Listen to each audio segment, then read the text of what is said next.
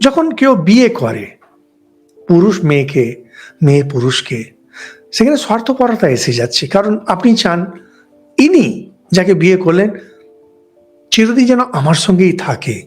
স্বার্থপরতা হয়ে গেল তো। তা আপনি বললেন যে আপনার কথা শুনলে তো অনাচার হয়ে যাবে। ঠিক অনাচার হয়ে যাবে। কারণ আদর্শ হচ্ছে সন্ন্যাসীর।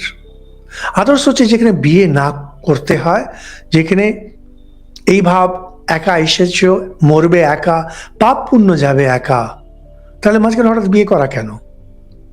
এটাই হচ্ছে কম্প্রোমাইজ। ধর্ম মানে আপনাকে যে ভালো হতে বলছে, আমরা প্রায় ভাবি ধর্ম মানে আপনাকে ভালো হতে বলছে। ভালোভাবে যদি দেখেন, ধর্ম উল্টো আপনাকে বলছে কোথায় কোথায় আপনি কম্প্রোমাইজ করতে পারেন। শুনে খুব আশ্চর্য মনে হবে আপনার এটা। বিধি নিষেধ যখন ধর্মশাস্ত্রে বলে, ধর্ম যেন আপনাকে বলছে এটা করো, এটা করো, এটা করো। আসলে তা না, ওনারা বলেন তুমি এটা করতে পারো।